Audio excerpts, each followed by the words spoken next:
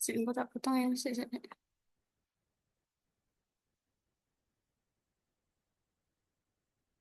Saya dengan metode eh baik.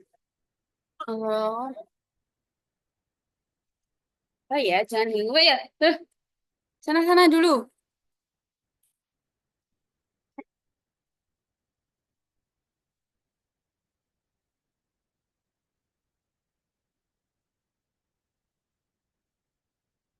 Ya, sebelumnya Assalamualaikum warahmatullahi wabarakatuh. Perkenalkan, nama saya Audina Ikwati, biasa dipanggil Dina, dengan NIM saya 2410228. Jadi, pada kesempatan kali ini, saya ingin mempresentasikan hasil dari meringkas jurnal yang sudah saya baca mengenai implementasi penyederhanaan fungsi boolean dengan metode Queen-Miskowski. Langsung aja ya. Jadi, jadi yang sudah saya baca kurang lebih ya seperti itu. Nah, yang pertama ada fungsi boolean. Nah, fungsi boolean adalah pemetaan F sama dengan Bn, B dengan Bn himpunan yang beranggotakan pasangan terurut ganda yang merupakan suatu kombinasi dari elemen, yaitu elemen angka 0 dan 1. Nah, Mistrum adalah suatu perkalian dua variabel atau lebih yang berorientasi pada nilai satu. Nah, Mistrum sesuai namanya disimbolkan dengan huruf M kecil. Sedangkan Maxstrum adalah suatu penjumlahan dua variabel atau lebih yang berorientasi pada nilai 0. Nah, Maxstrum sesuai namanya disimbolkan dengan huruf M besar. Fungsi boolean yang berhubungan dengan Minstrum dan Maxstrum terdiri dari dua bentuk, yaitu SOP dan POS. Nah, fungsi boolean itu dapat dibicarakan dalam suatu rangkaian digital dengan variabelnya yang cukup banyak dan memuat operasi-operasi yang berlebihan akan rumit dalam mengimplementasikan ke dalam suatu rangkaian digital, sehingga perlunya dilakukan penyederhanaan fungsi boolean. Nah, penyederhanaan ini dilakukan dengan mencari fungsi pencari bentuk lain yang ekuivalen, tetapi dengan jumlah operasi yang lebih sedikit, sederhana dan lebih efisien, sehingga lebih mudah untuk suatu rangkaian digital dan biaya yang dikeluarkan juga lebih sedikit. Nah, itu kurang lebih. Lalu, next. Nah, ini contoh maxterm dan maxterm di dua variabel. Ini X-nya 00, 01, 10, 11. Dengan maxtermnya X, maxterm dan maxtermnya X, Y. X koma itu kayak apa ya? Hmm, kalian ini nilainya M0, M1, M2, M3, dan seterusnya. Aksen. Iya, nggak salah.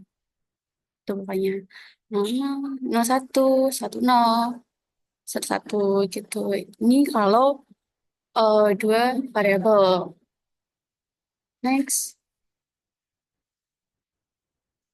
Nah, fungsi boolean dapat dinyatakan dalam bentuk penjumlahan dari satu misram atau lebih, yaitu sum of product atau SOP, atau dapat dinyatakan sebagai perkalian dari satu misram atau lebih, yaitu product of sum atau POS. Nah, fungsi boolean ini kalau tiga variabel A aksen B, C aksen plus A, B, C aksen plus A, B, C. Itu merupakan fungsi boolean dengan tiga variabel dalam bentuk SOP. Nah, contohnya yang lagi di bawah ini, fungsi A, B, C sama dengan A plus B plus C dikali A plus B plus C aksen dikali A plus B aksen plus C aksen, A aksen plus B plus C dikali A aksen plus B plus C aksen. Nah, ini tuh merupakan fungsi boolean dengan tiga variabel dalam bentuk POS atau post product of sum itu. Lanjut ya. Penyederhanaan fungsi boolean secara aljabar merupakan penyediaan fungsi boolean dengan menggunakan sifat-sifat aljabar boolean seperti komutatif, distributif, asosiatif, identitas, idempoten, dan penyerapan, dan lain sebagainya. Jadi kayak sifat-sifat aljabar boolean itu banyak sebenarnya. Aku tidak ada kesempatan untuk menjelaskan. Nah, langsung aja ya. Next, ini tentang fungsi boolean yang dapat disederhanakan dengan beberapa cara di antaranya. Maaf, ada gangguan sedikit. Lanjut, cara di antaranya dengan penyederhanaan secara aljabar, yaitu dengan Karnaugh map, key map, dan metode tabulasi. Nah, ini kenapa dengan metode Karnaugh map nggak dapat eh, di apa tidak dapat digambarkan secara realisasi rangkaian secara pasti. Nah, sehingga itu tidak menjamin untuk mendapatkan hasil yang terbaik. Selain itu, pada metode Karnaugh map itu ada hal-hal tertentu yang bisa dikatakan sangat subjektif. Jadi, hal yang sangat dipengaruhi oleh intuisi pribadi. Nah, ini dapat dilihat dari langkah-langkah pembuatan suatu program komputer di mana antara satu orang dan yang lainnya itu tidak sama. Demikian juga dengan langkah-langkah penyederhanaan rangkaian dengan metode Karpmet. Jadi di sini ada metode tabulasi. Nah, metode tabulasi atau lebih dikenal dengan metode Queen Minkowski dikembangkan oleh M.W. Quinn dan E.J. Minkowski pada tahun 1950. Metode ini merupakan metode terbaik dan efisien dalam penyederhanaan fungsi boolean dengan 6 variabel atau lebih apabila dibandingkan dengan metode Karnaugh map. Ini dikutip dari eh, Widianto 2014. Tuh. Next. Sebelum ke itu, metode Acquaintance Survey ini punya kelebihan dibandingkan dengan metode Karnaugh Map. Pertama, eh, merupakan metode yang sistematis untuk penyederhanaan fungsi boolean. Kedua, lebih mudah untuk menyederhanakan fungsi dengan jumlah variabel yang cukup banyak. Selain itu, metode Acquaintance Survey efektif dalam penyederhanaan suatu rangkaian digital dari 8 IC yang semula dibutuhkan menjadi ke IC gitu. Nah, pada jurnal yang aku baca itu membahas tentang penyederhanaan bus boolean dengan 2 variabel sampai dengan 26 variabel menggunakan metode tersebut dengan metode Patrick. Nah, bus boolean digunakan dalam bentuk canonic, POS, post, SOP, sama kondisi don't care. Nah, informasi penyederhanaan fungsi ini dilakukan menggunakan Visual Basic 6.0 gitu yang aku baca gitu. Lanjutnya, nah ini tuh apa ya?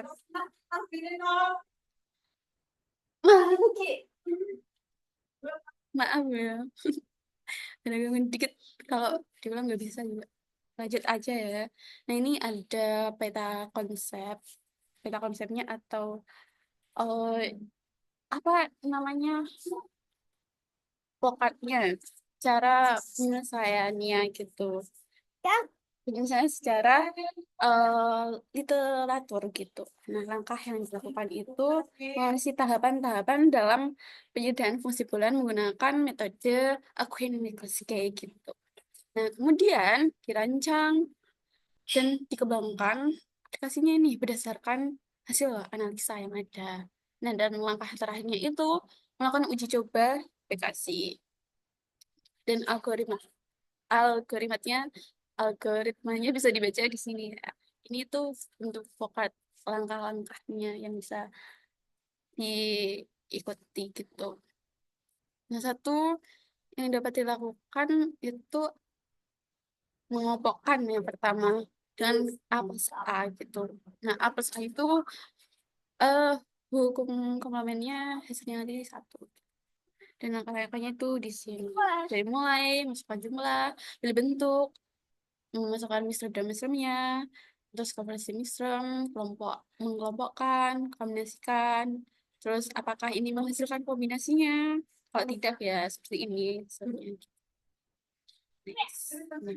Nah, metode Quine-Minkowski. Metode Quine-Minkowski mengubah suatu fungsi boolean menjadi sebuah implikan prima atau prim implikat, di mana sebanyak mungkin perubahan dieliminasi atau dihilangkan secara maksimal sehingga eh, dap didapat fungsi boolean yang paling sederhana. Nah, kemarin aku udah coba dan aku coba di sini webnya www atau mas. Aku kemarin cari-cari yang versi 6 itu tapi nggak ketemu. Jadi aku temunya di sini atau semat gitu. Bisa dicoba ya buat kalian. Caranya gimana nanti aku jelasin. Nah, kondisi don't care. Kondisi don't care itu merupakan suatu kondisi di mana nilai-nilai yang dihasilkan oleh suatu fungsi boolean tidak akan mengaruhi hasil outputnya. Don't care bisa diasumsikan dengan satu atau nol yang biasa dinotasikan dengan X atau D. Don't care. Tuh. Nah, nah ini permisalan ya. Misal diberikan fungsi boolean f, a, b, c, d, e. Dengan ini M besar jadi maximum 3, 5, 10, 11, 12, 14. Nah, fungsi boolean tersebut akan disederhanakan menggunakan metode Quine-Minkowski. Nah, ini pengelompokannya ya. Dari banyaknya 2, 3, termnya 3, 5, 10, 12, 11, 14. Ini maximum ya.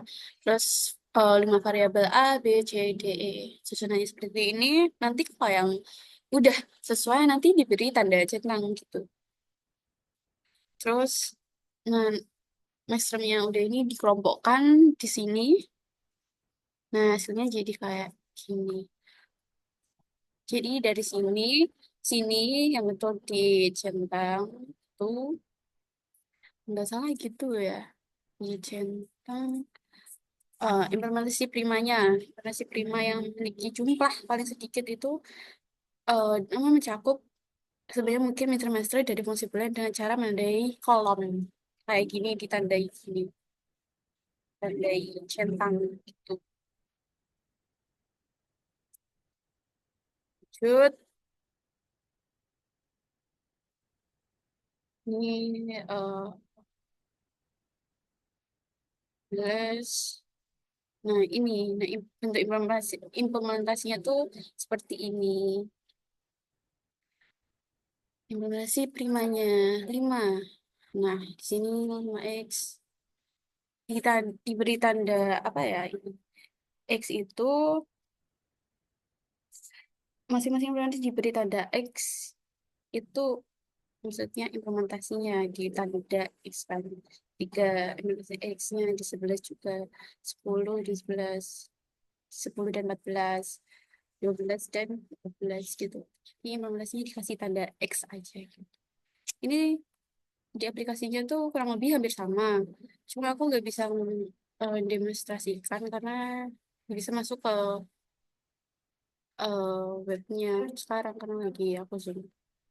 Nah ini hasilnya. Bunga bersesuaian dengan A, B, C aksen, D plus E aksen. 3 dan 11 bersesuaian dengan A, C, D aksen plus E aksen. Nah, jadi bentuk penyederhanaannya itu dalam bentuk pos seperti ini. Dan hasil akhirnya tuh kurang lebih ya seperti ini. Ini tuh dalam aplikasi itu kayak pengelompokannya, pengimplementasiannya tuh jadi lebih gampang gitu.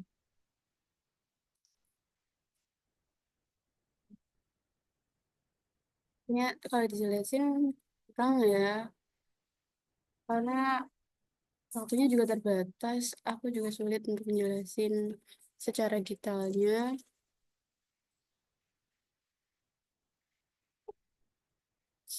Next, coba kita next. Nah, ini implementasi.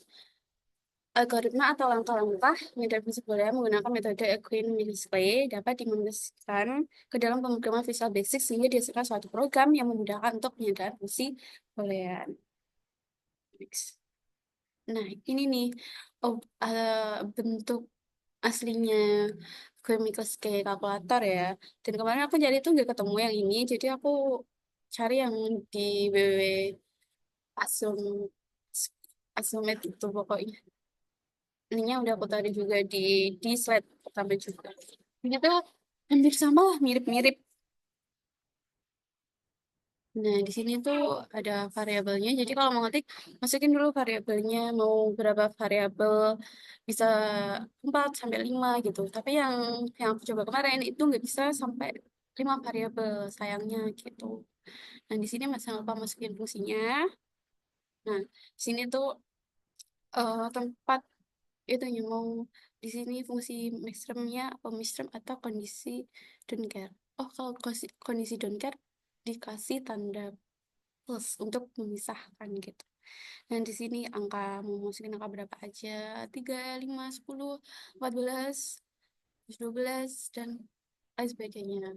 Nah, di sini ada prosesnya. Jadi saya ini nanti di sini nih nanti akan keluar hasilnya gitu. Gimana dan di sini hasil akhirnya ini.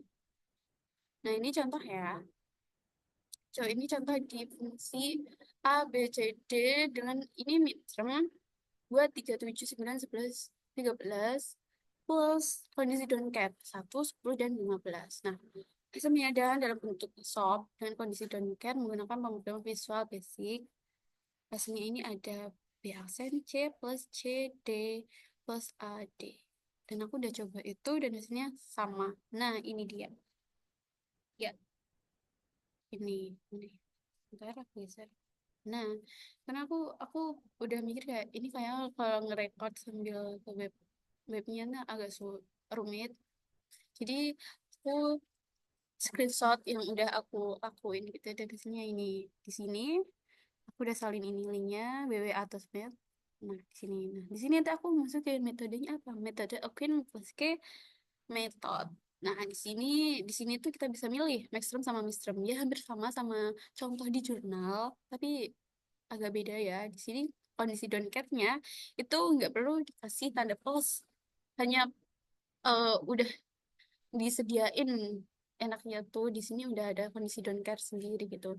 Tapi kalau kita nggak berkait variabelnya itu nggak sama kondisi donket gitu, ini dikosongin aja juga bisa. Nah, variabelnya 4. Tadi kan yang di sini tadi kan variabelnya 4 ya. Kalau nggak salah. Ya nggak salah. Berapa ya? Iya, A, B, C, D, benar. 4 variabel sini. Nah, terus ke random. Nah, ke random ini adalah mengeluarkan hasilnya. Hasilnya seperti ini. Minterm dan care-nya, variabelnya, ini solution. Solution ini hasilnya gini. Bisa. Nah, ini pengelompokannya hampir sama kayak contoh di jurnal. Ini ya, x ini dikelompokkan dulu 0, 001 hasilnya 0011. Nah, sini ini marginnya aku minta mengelompokkan. Nah, di sini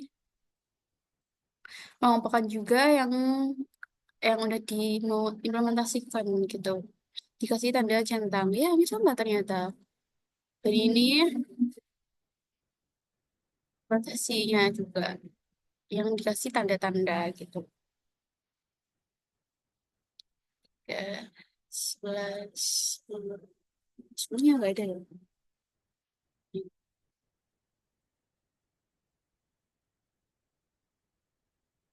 Nah, kurang lebih seperti ini sih dan hasilnya itu sama persis. Hasilnya benar, minimal hasilnya. B aksen C plus A, B plus C, D. Kita kembali ke slide yang ini. Samakah? Ya, B aksen C plus C, D plus A, D. Jadi sama.